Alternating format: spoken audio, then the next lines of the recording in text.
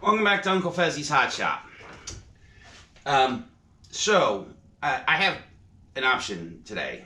Two options, actually. One is to shoot a really crazy long video that only a few of my fans are going to watch. And then I have another option whereas I could do two videos. So we'll see how it goes. First thing that you'll notice is that my fan setup is a little bit different. After a little bit of soul searching, I came to the conclusion that the shutter fan that I was using here was really noisy, and I got tired of listening to it, and my partner got tired of listening to it, and we decided to move our fans, both fans, out of the shop. So I'm using a 6-inch coaxial fan, which works really well when it's on. The coaxial fans work a lot better. Coaxial? Yeah. I think it's coaxial. It's an inline fan. It goes, but it's got like a bird cage in it. It's used for ventilating. It's a ventilation fan. It's just specifically designed to do this kind of work. And it can take the heat. And so basically what I did was I moved the shutter fan is gone. I may use it somewhere else in the shop, but for right now it's gone. And then I have this fan here going out there, and then I can just turn this one on. I'm going to turn it off in a second. Actually, I might as well just leave it on. And it's considerably quieter than it was. And we can shoot right into here.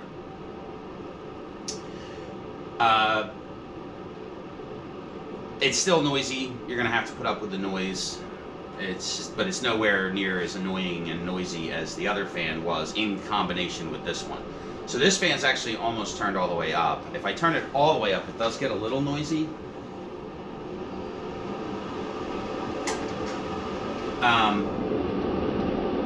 So it didn't work quite as well as I had intended to. My partner's fan, he used actually, we're just going to turn it off for a time being here. No reason to have that thing blasting. His fan is considerably larger, and we used a much larger pipe for his because it's bigger. His is an 8-inch, mine's a 6-inch. And we moved it a little bit further away, and we used a soft insulated pipe for his. And his fan blasting full blast is almost silent, which is beautiful. Mine, oh well. The smaller the fan, the faster it turns, the more noise it makes. It's basic physics. So what are we doing today? Okay, the number one thing that we're going to do today is we're going to finish the parts that I was using on the grinder the other day. So right here is my kiln, which is not on right now, and that's kind of why I want to get this project going today. So in the kiln we have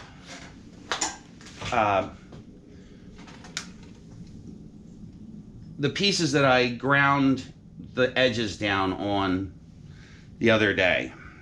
So what happens is I get kind of it's not super sharp, but it's sharp enough that I need to flame polish these lips. Now, I can leave them ground. If I went up 5 or 6 more steps with the grinder, then I could absolutely grind these to a ground polished finish. But the lips are still a little tiny bit unpleasantly sharp. They're not going to cut you, but when you're sticking something on your lips, you kind of want it to be soft and luscious and not like crisp and harsh. So what's going to happen is, or what I'm going to do is, we're going to put those in the kiln, and we're going to turn the kiln on.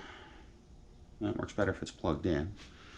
I'm going to turn the kiln on to my annealing temperature. Now, in one of my previous videos, I show how I convert this kiln to a PID controller. Now, the downside or the side effect of the kiln controller now being PID now having a kiln controller is, you know, I'm not gonna lie, I'm a bit of a Luddite, and I don't. Changing the temperature on my kiln at this point is a little bit difficult for me to do. I can do it. The PID controller is very easy to program, but this is like a cheap PID controller, so changing the temperature on it is a pain in the butt. Now, out of frame here, I have my partner's kiln turned on to the proper annealing temperature also, which is 1050. So his kiln is around, you know, 1000 degrees. It's getting there. I turned his on first. Now I'm going to turn mine on. So I need to warm those up. And theoretically, if my lips are ground really nice and perfect, I don't necessarily need to turn the kiln on. I could probably do some of the 38mm heavy wall shot glasses that I've made. I could do those most likely cold off the bench, polish the lips, and then throw them in the kiln. That's like a 30-70 possibility of something going wrong. If I do it this way, it moves down to about 10% possibility of something going wrong. The next thing, so there you go. Now, the next thing I want to do is I'm going to move the camera, but I want to talk about what I'm going to make whilst I'm waiting for the kiln to get fully up to temperature. I have, in my other videos, I've showed how I made, I should probably clean my bench off before I shot a video, huh? In my other videos, in my other series of videos, I show how I make steady rests for lamp working, or how I made steady rests for lamp working. While I was making the steady rests for lamp working, it occurred to me that I really probably could and should make myself a hand lathe, because not for nothing, I'm getting old, and rotating this 65mm piece of heavy wall tubing, these old wrists and arms can't take it. I haven't been doing this every day for 25 years. So I don't have the strength in my hands to control that much glass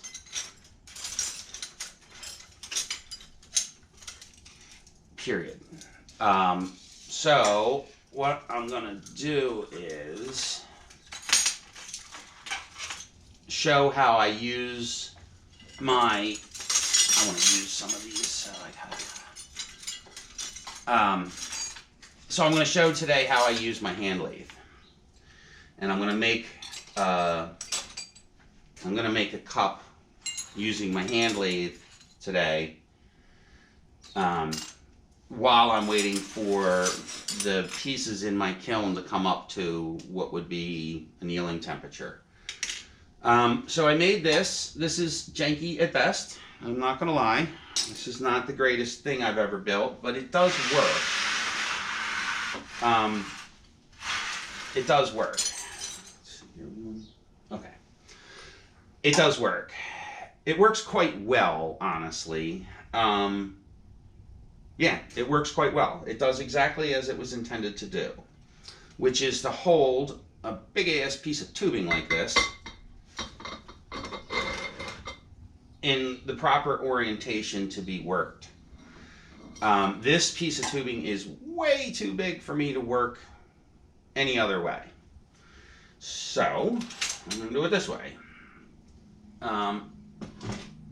What I'm going to do is I'm going to flame cut this piece of tubing, and I'm going to flame cut this piece of tubing. I'm going to change the camera angle also, but I think it's pretty decent. This is as close as I can get right now, and then I'm going to change it in a minute. So one of the things with this tubing is I need to make sure that it stays in place. You'll see as the tubing's moving down I want it right about there. I put my top rest on. This is really a prototype. This is very janky. Actually, I might put a mark on it just so I can just kind of see where I'm going here. I'm going to put a Sharpie mark on there to make sure it's staying in the right place.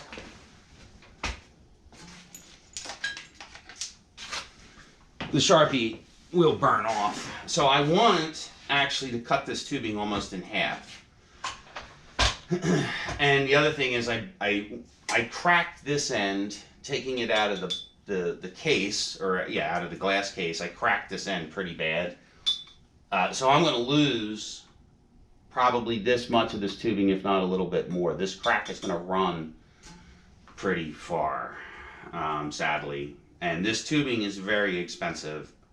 On top of being very difficult to use, it's probably $30+ a tube, if not a little bit more. So I want to cut this right about here. So I'm going to put a mark on it, just a little mark, so I can set my, yeah, see, I may.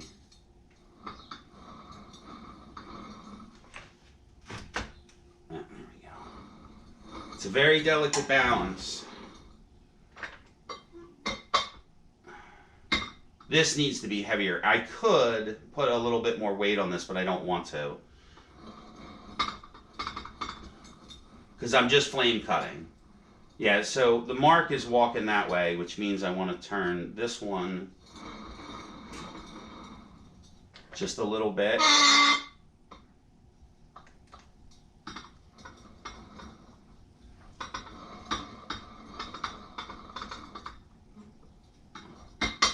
Yeah, see, it's very tippy at this point, so I may actually not cut that much off. I may have to cut it off like there. Control is very important, and when I'm using these, I kind of have to control them. Now, the upside to using the steady rest this way is it's not a lathe, it's not a real lathe, so I can control where it goes, kinda, by applying force. By applying force in either direction. I think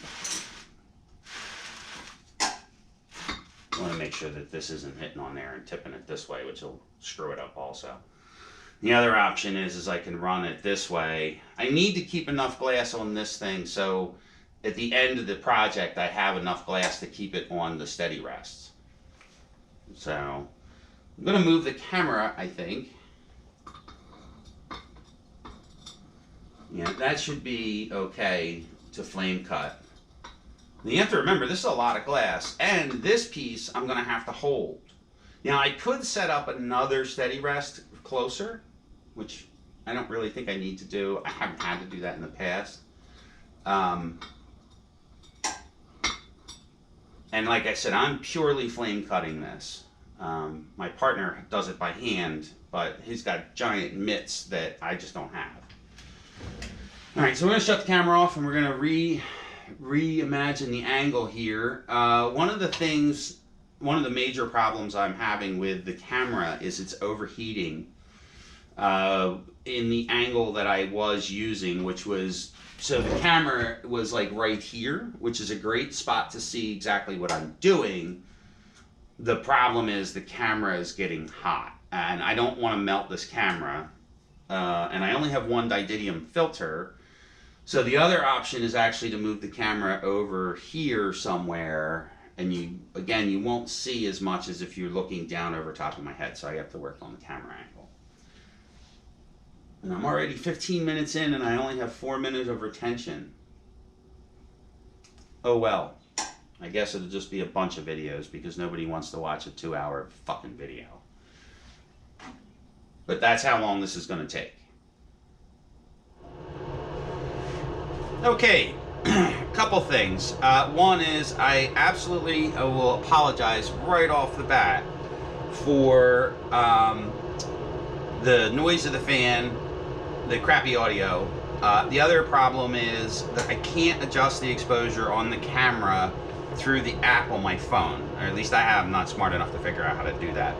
So you're gonna have to deal with janky exposures. The setup I have, the rig that I've built for this particular setup here is sketchy at best. I mean, literally the camera, I used my new GoPro mount, which I have another video on, but I moved the camera way up high and I can't actually manipulate the back LCD on the camera,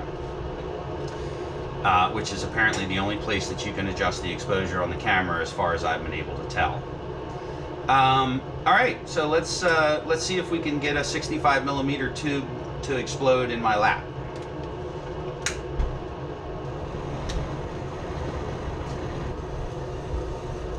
All right, so I just got a big bushy propane flame going here.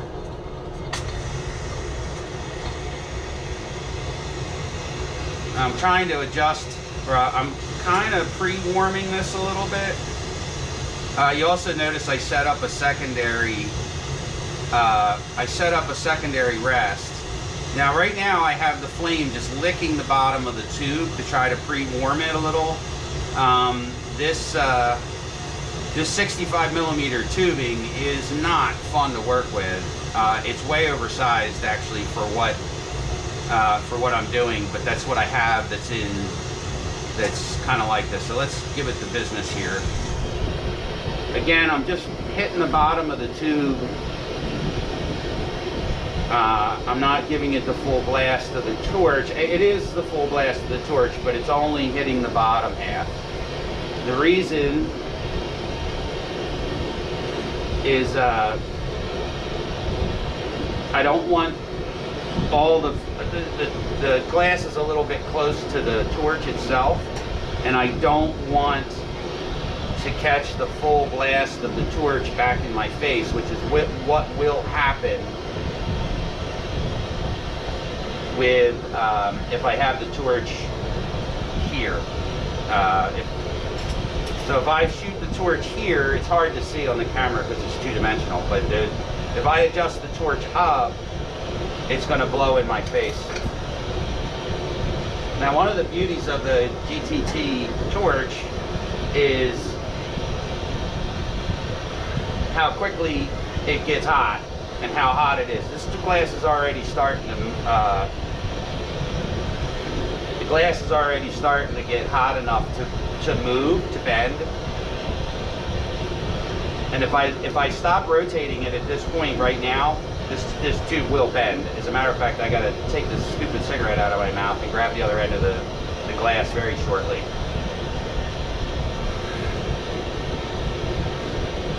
There we go. I'm gonna put that away. Now,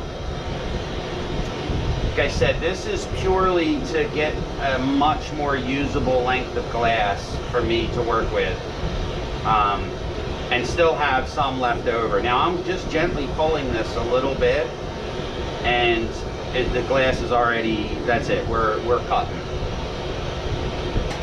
Now once I'm done with this, I'm gonna have to let it, one of them's gonna have to get set aside, and one of them's gonna have to be immediately get a punt rod put on it. Yeah, so we're, adjust my torch up a little bit. Okay, so we're cut.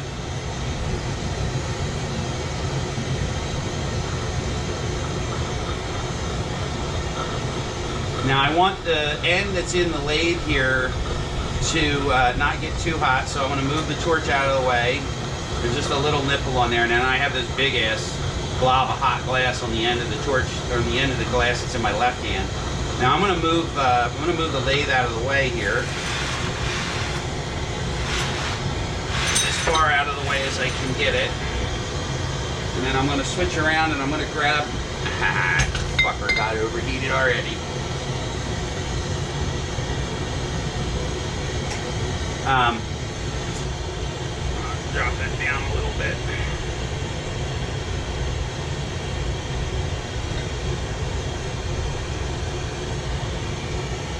right, so now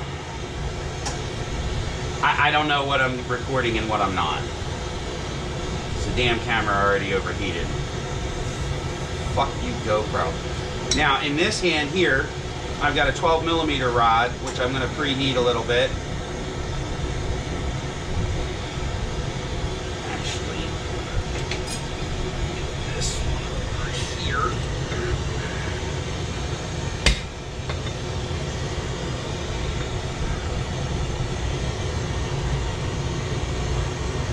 So now I've kind of set up a secondary lathe with 2 steady rests, but it's fighting me, so I have to.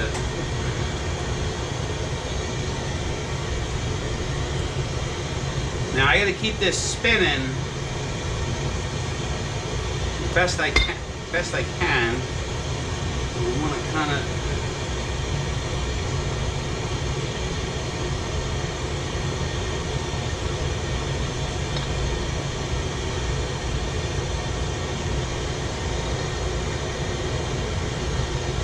Actually pretty good. I have to kind of fight with it a little bit to get it to stay where I want it to. It's okay. It's not ideal, but it's okay. I'm going to turn that up a little bit more.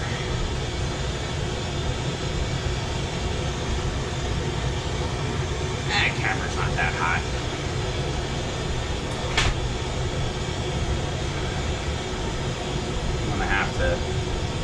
I'm gonna have to see what's going on there. All right, so I've got a pretty decent, I get the end of the tube's pretty decently hot. Now, the 65 is really honestly it's right on the edge of what I can manipulate with this torch. It takes forever to get hot, which is, that's the nature of this, is heat. Now I'm gonna jam this 12mm rod here into the end, and I'm going to try to keep everything on axis the best I can. I move the torch away from where I'm working. I'm going to pick this up. Sadly, it's going to be a little off frame here. Now that's no good. That joint will snap. There's nothing worse than having a piece of 65 snap off in your lap. Again, I'm sure my detractors would love to see that, but I'd rather not burn my balls. I actually need to turn the torch down a little bit. This is where foot pedals would come in handy. Now, we're just going to move the torch out of the way. That's why I built this mount here, so I can move the torch in and out. It cost me, I don't know, maybe $50 to build this mount. A set of actual foot pedals would be a couple hundred, unless I was to use generically available ball valves and attach it to the footrest on my table here, which is actually, I think, what I may end up doing eventually. Now, I need to make sure that this thing is straight. It really, with this 65, it really needs to be kept on axis, or else you get a real problem. And it takes forever for it to cool down also. Alright, so we're pretty good here.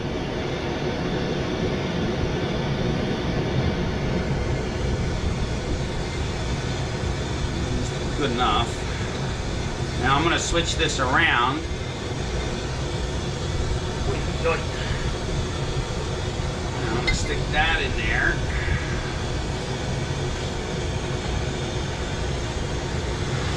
I'll move that one out of the way.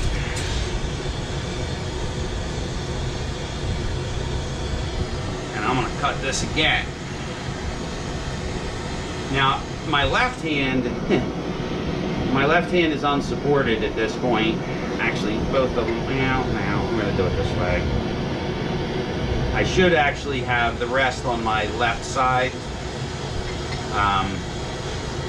Because I'm going to create a heat shock problem.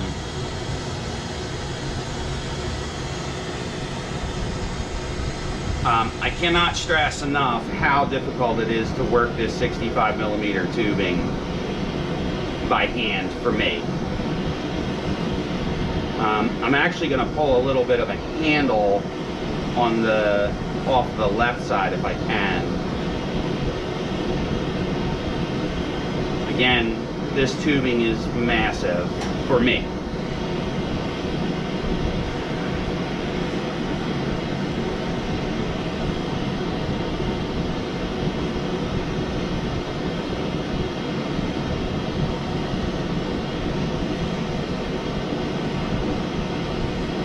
The one upside to this is I don't have to spin it super fast. There we go. Because it's physics or geometry. The bigger the tubing, the slower you have to spin it.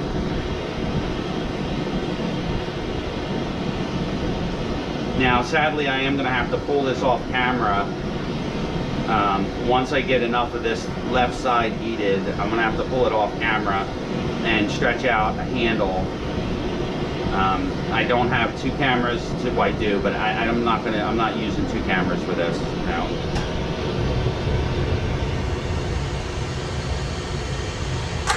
Oops.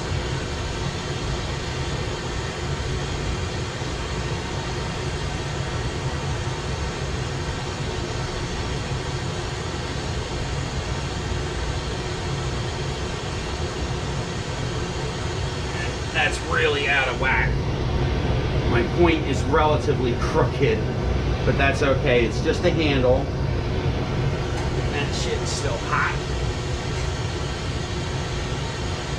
So I'm going to pull this off. Now on the left side, I'm creating a vacuum, which is going to be problematic, but that's all right.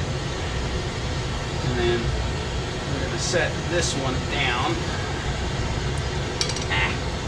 Preferably not on the cold metal table. I don't want that to crack. It looks like I have almost a decent, yeah, I got a pretty decent joint on the left-hand side. It is wobbly, and it is going to cause problems. So I'm gonna, oops, got out of hand real quick. Pull that off. Now we pulled a hole in it.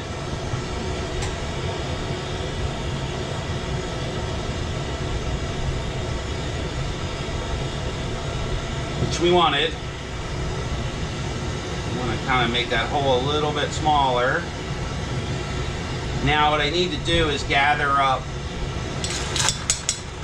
I need to make another hole. Right there. Just tearing these holes in the glass. Alright. Now, I need to spin this super duper slow.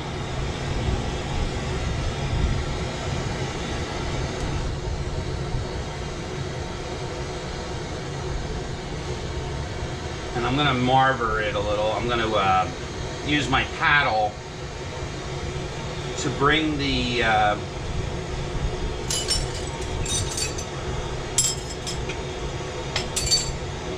this down. Now I am going to use a little gravity too. It's a shame that camera angle is nice to watch, but you don't get an idea of the angles that I'm using.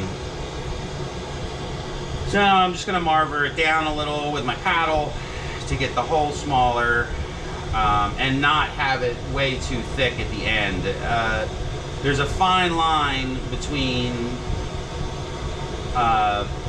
too thick and perfect.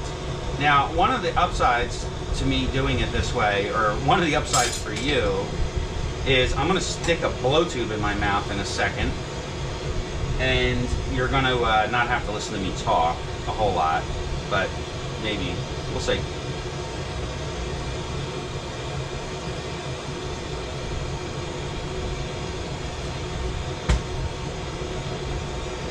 My goal with this project is to turn about, well, the whole piece is going to be a cup, but about 2/3 of it will be the cup. The rest of it's going to be wasted. You get a lot of people ask me, why is it so expensive to have hand blown, or why is it so expensive to have custom glass made? Well, the truth of the matter is, you waste, for every foot of glass you use, you're wasting probably, 4 inches of it, if not a little bit more. And then there's always the broke it problem. I get a lot of people request sets of things. I want a set of shot glasses. Okay, well, how many's in a set? Well, I want 6. Awesome. You do realize for me to make 6 identical pieces, I need to make probably 12. And that's just me. That's my lack of skill, for the sake of argument. I should probably be using 12mm blow tube for this, but truth of the matter is, I don't have corks that hold my blow tubes in place that are 12mm in diameter. Somehow or another, I lost them all.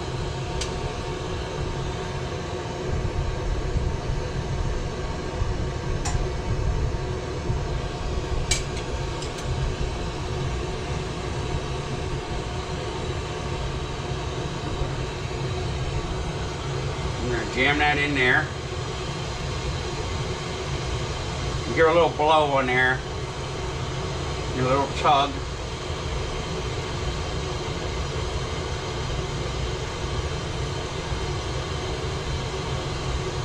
Spinning, spinning, spinning.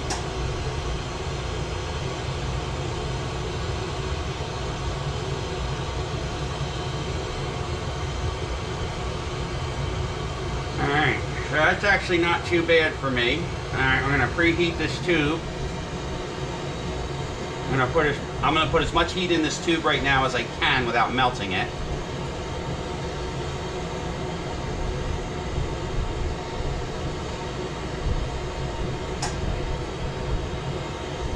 I'm actually going to turn my torch down a little bit.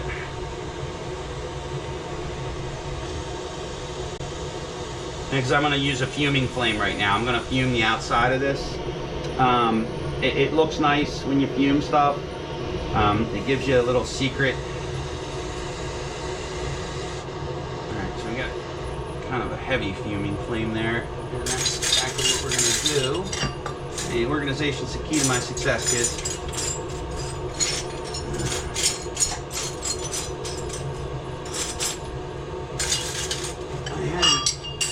Properly plan this. Why would I? Shit.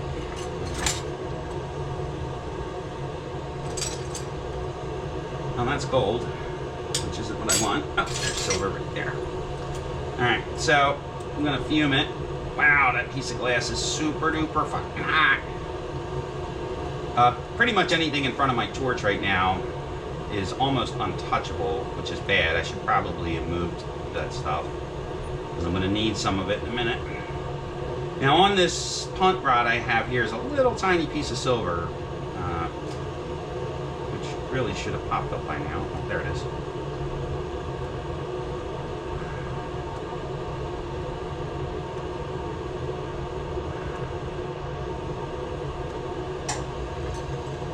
That's really pissed me off. I don't know where the silver went.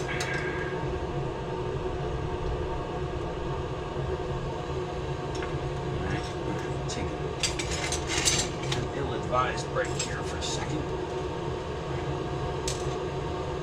It's cold.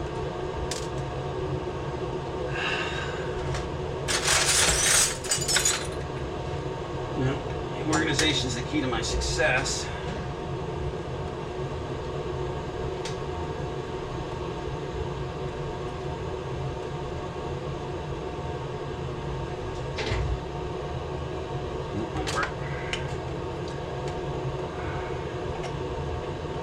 Every time I take this piece of glass out of the flame like this, there's 2 things are happening. One is it's going off axis, and more importantly, it's getting cold. Alright. So we got a good bit of silver on here, probably too much, but that's okay. We're gonna burn it in anyway. So I'm gonna crank my oxygen up and burn that silver into there. And what it does is it burns off the excess silver. It burns off the excess, hopefully. That doesn't look like it's working. I put way too much on.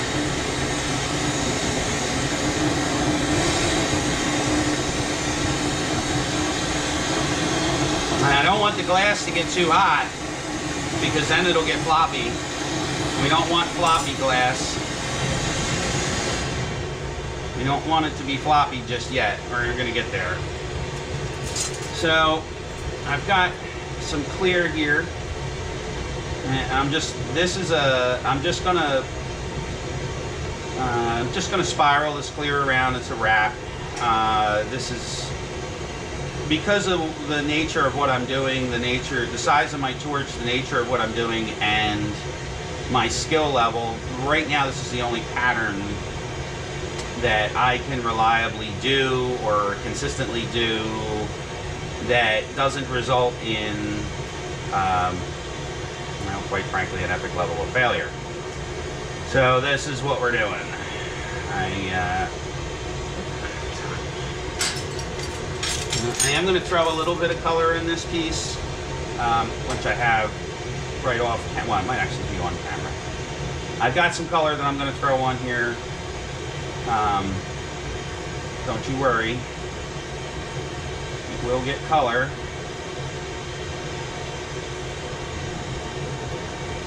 I'm really nervous about the punt rod on the end here, on the right side, because it got cold. You know, there's a real possibility of that thing snapping off in my hand and then ending up in my lap, which is not cool. Remember, we don't want hot glass. I don't want hot glass in my lap. I'm fairly sure other people do want to see me get hot glass in my lap, but, you know, hopefully not today, boys. Hopefully not today. All right, so now on this stick that's all mangled up here, I've got pad. Oh, still got a hunk of gold. This isn't my usual gold fuming flame, but that's what I got. I can adjust it. Actually, he's working relatively well, I think. Turn that off. This is more of a gold fume.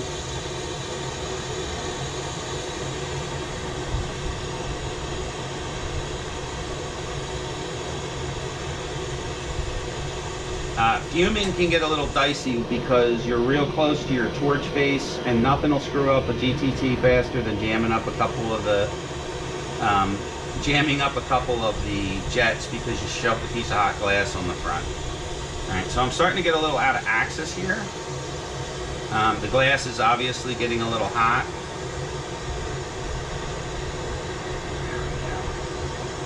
When fuming gold, it gets almost uncomfortably bright. It is uncomfortably bright, so that's when you know you're doing it right. But you gotta watch the gold, because it will roll off that piece of glass. Oh, just did it. We'll roll off that piece of glass. Okay, now we're good and hot there. Set that aside so I don't lose it. Now, I'm gonna crank my torch back up. I'm gonna put another layer of stringer on here.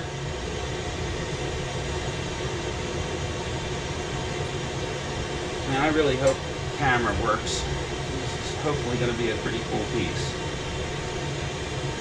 Alright, so I'm going to run another stringer of just clear.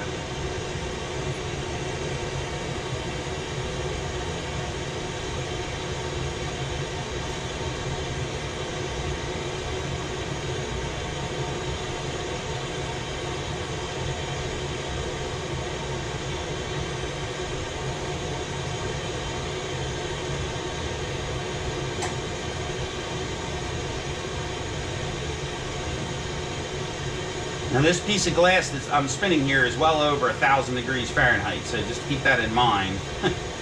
And it has to stay pretty warm. It's got to stay at that 1,000, or it will it will get angry and it may crack, which is kind of something that we don't want to happen, especially with a piece of 65. When a piece of 65 cracks, it's a bad day. Now I'm going to throw some blue on here. I'm going to turn my torch up a little bit more. Now I've got some electric glue that I made the other day. I pulled the stringer the other day. And there's a fine line here with dribbling it to getting it to spin just right. Hard glass and soft glass are a little bit different that way. Soft glass, you can get a big hunk of glass and spin it all around it, and generally it'll pull, but the hard glass gets cold and loses its its desire to want to stick. So you kind of have to learn how to do it, and I'm still learning. So there's that. And you don't want to boil it. That's another no-no. You don't want to boil that blue. The blue won't boil, but the white on the inside of it will. Go fast.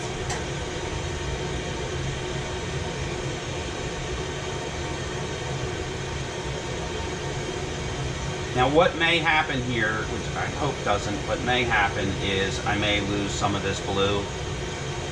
It happens. It kind of screws your pattern up a little bit, but because I'm doing kind of a non-pattern pattern, it shouldn't be too much of an issue.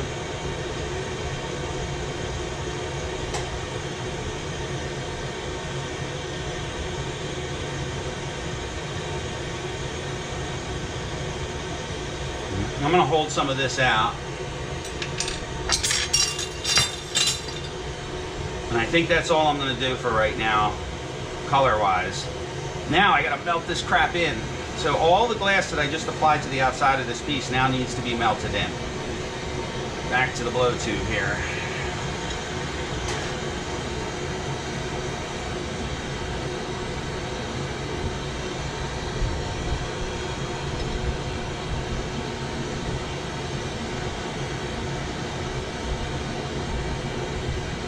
So what I'm going to do is, adjust my torch down a little bit, I'm going to heat the outside so it gets nice and glowing red, and then I'm going to give it a little puff, and then I'm going to melt it back in, and then I'm going to heat it up until it gets a little red, and then I'm going to give it a little puff and melt it back in, and I'm going to keep doing that for a couple minutes.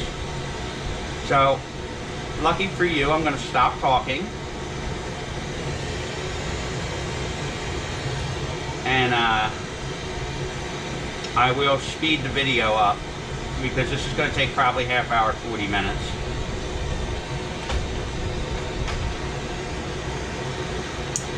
Oh, it cracked.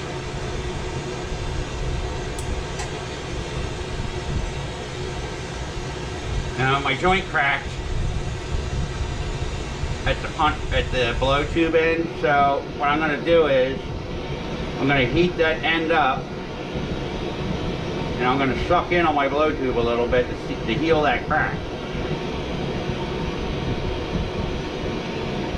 Which I kind of knew was going to happen, but I did it anyway.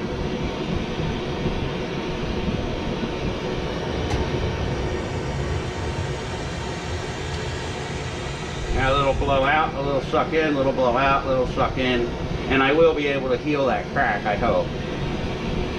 Otherwise, I got a serious problem on my hands.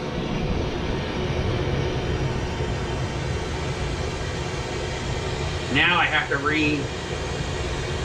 return it to its axis. This end of the rod, where the blow tube is, going to get cut off anyway.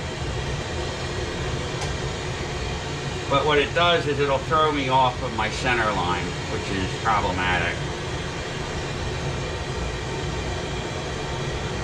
I didn't want to do that just then, but you know, sometimes you have to. I knew it was going to do it. I should have known better.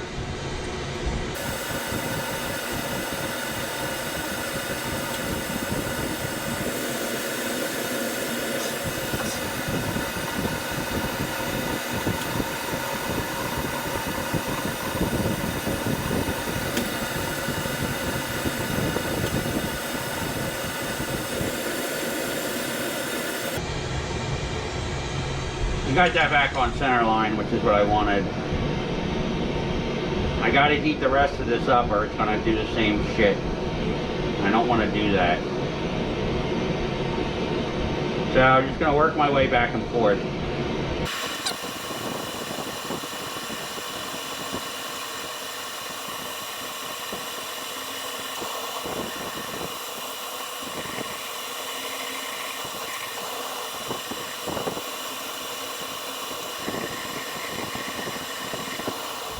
I apologize, the camera died, it shut off for whatever reason, and it kind of stinks because I had a spectacular failure.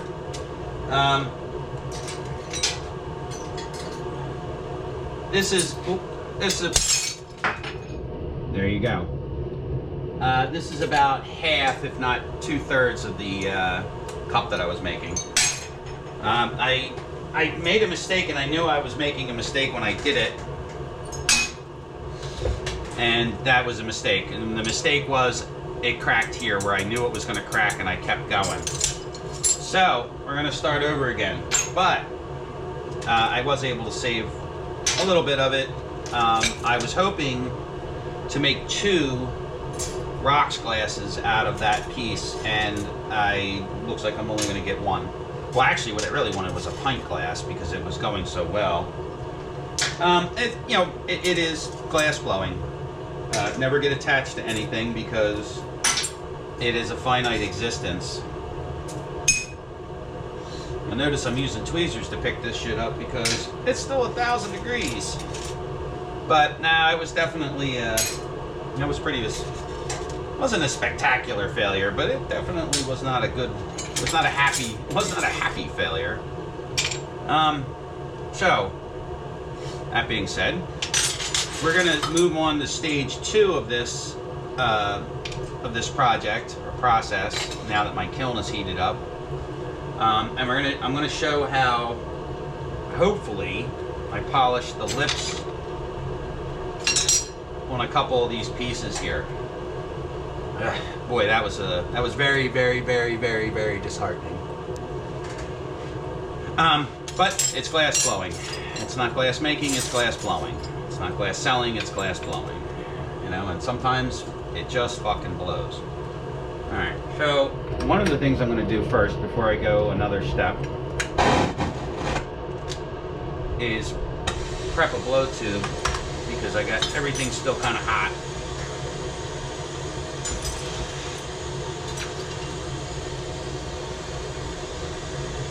This piece of glass cooled down enough to handle. This 65 mil tubing is literally right on the edge of my torch's ability to handle and my ability to handle as a glass blower, as an amateur glass blower at that. So this was a mistake that I made. You can see it's popping off like that. So my joint between my blow tube and my joint between my blow tube and my piece was poor. I really wish I got that on video when it popped.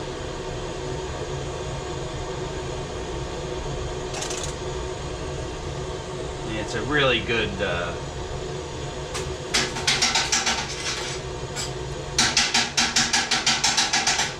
it's a really good way of saying, showing exactly what can and does go wrong. Obviously, it's not something that you want to happen ever. Beyond, that's beyond you don't want that to happen, but it does happen, and it needs to be shown. It's like, why am I charging, $35 for a beer mug, or a cup? Well, that's why. Because A, that's absolutely 100% one of a kind. You can never buy another one anywhere else that looks remotely like the one that I just made. And, more importantly, chances are I had to make 2 of them to get 1. So I like to put a little flair on the end of mine. and it helps me control the thickness of that glass. Okay, now back to what I was originally planning on doing today. First thing I'm going to do is I have some pretty small pieces in there that I'm going to polish the lips on. So I'm going to warm these up, even though they have been sitting on the table and are really hot. And I'm going to set them. I'm going to warm up my paddle too. The graphite will act as a heat. It acts as a heat sink, but in a lot of cases too, it'll keep shit warm for a minute. Now I have my barbecue tongs. Must click them.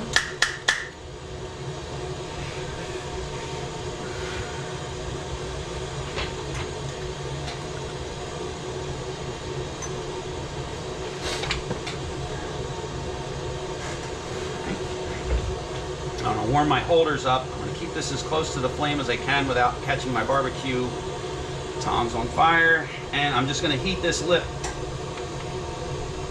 Just the lip. You need to get that. You need to get the lip hot. It wants to be soft, and the best way to soften a lip is with heat. Get those lips hot, ladies. Take it out, take a look at it real quick. That takes all the saw marks out. Now I'm going to grab my tongs again, and I have another kiln. I'm going to go put this in.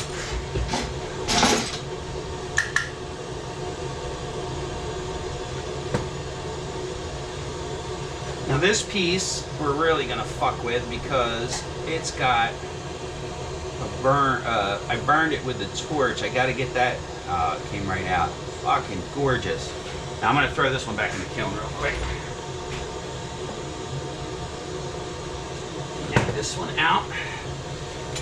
Heat up my holders. If you don't heat your holders up, absolutely 100% you're going to crack it.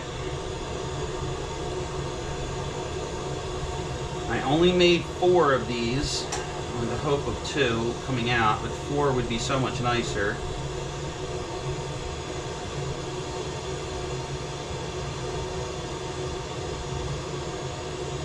It's really hard to see from that angle what I'm actually doing, and I'm just heating the lip. All I want to do is get that nice and smooth.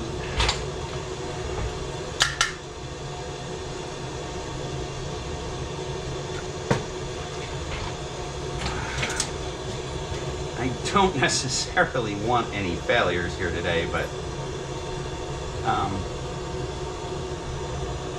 you know, I get a little crap about, you know, you're putting that stress in the glass when you talk like that, and it's not necessarily wrong. A little hippie-ish, but not wrong.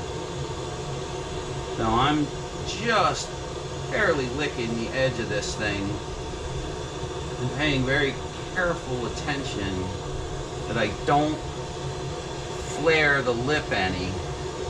I need to get that. It just needs to be shiny and polished.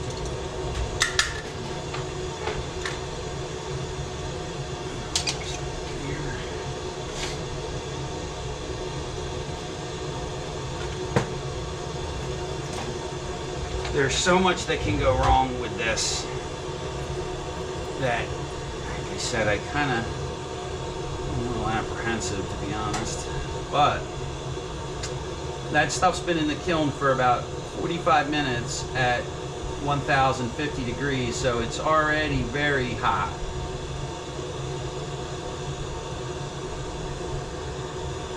So I'm just dancing across the lip while spinning to just give it a little softness. And I can't get that too hot because I don't want it to melt in on itself at all. The grinder can leave little burrs. We're good. I have these tongs are wrapped with there's fiberglass exhaust tape. I'm fairly sure it's fiberglass, but it's heat tape for exhaust pipes. A lot of guys will use spark plug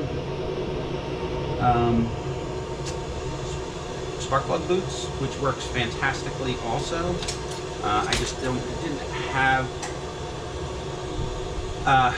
spark plug boots. I should actually run down to the shop and grab some off of a wreck that's going to the junkyard. All right.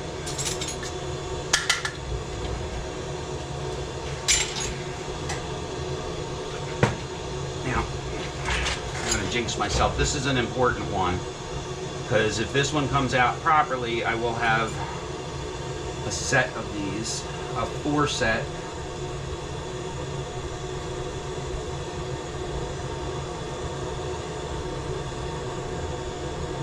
Yeah, I'm really bummed that brake I couldn't get that brake on camera. This I don't want to break, but the other one didn't really, it kind of bugged me a little. Now when I grind these lips, I put a little chamfer on them. To chamfer the outside edge. And I'm finding that it gives me a nice finish. Now, I'm a little worried about this one. This is the one I polished the scratch out of the bottom. So that means the bottom's still real hot.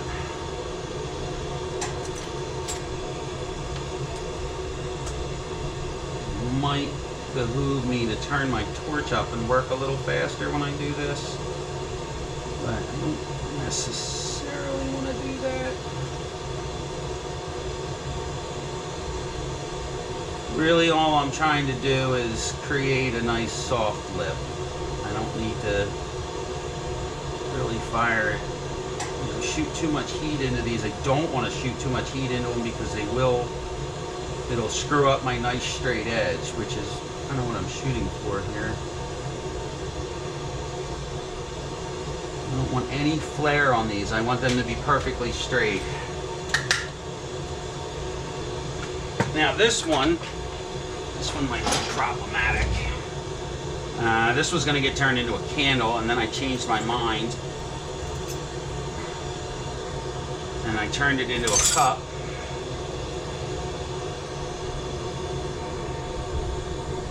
But it's still a little wonky. I'm not super crazy about it.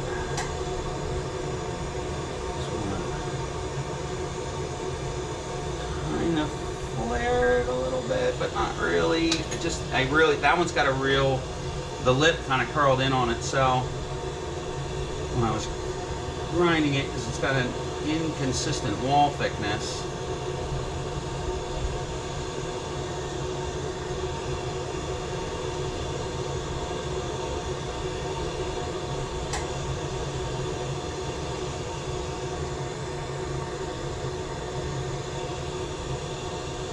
So before alright, that's the way that one's just going to stay.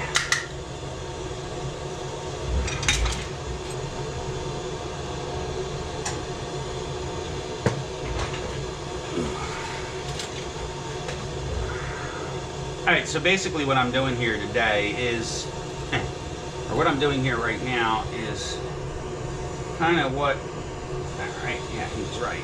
Burn that shit out of there. Alright.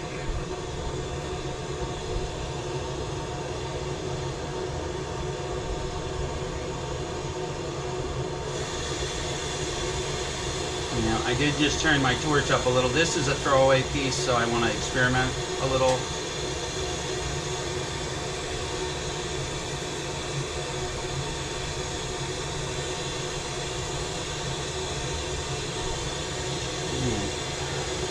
So this particular piece of glass had some crap on the inside.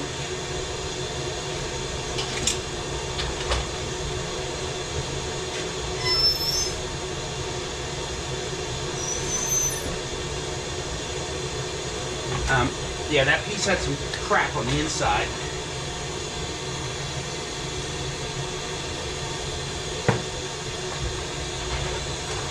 that I couldn't wipe out. I couldn't wipe it out, I couldn't wash it out, but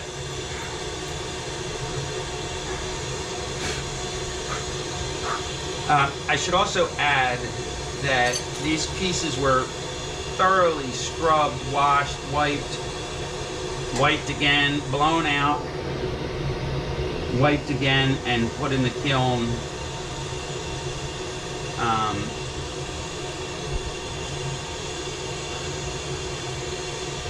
As fantastically clean as I could make them, because any spare hot glass, any stray glass, any stray dirt, any crap will melt in.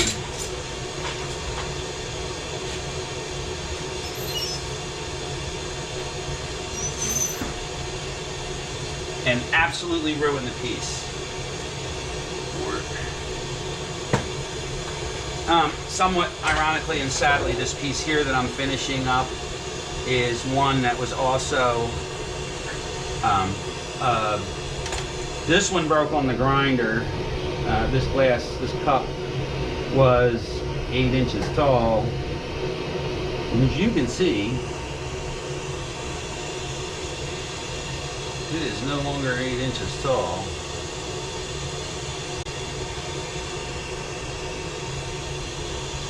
I had a little bit of trouble. Well, I cut it with my saw, which has got a really poor style blade on it. And when you do that, you really chip the shit out of them.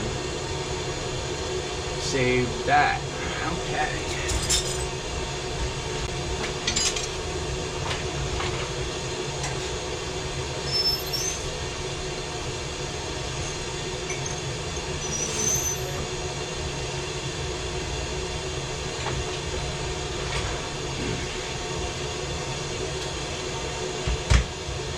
Ta-da! Alright, so we're gonna try again. I'm gonna shut the camera off, let it cool down, let myself cool down, smoke a cigarette without having to worry about dropping something. And I think we're gonna do 2 videos.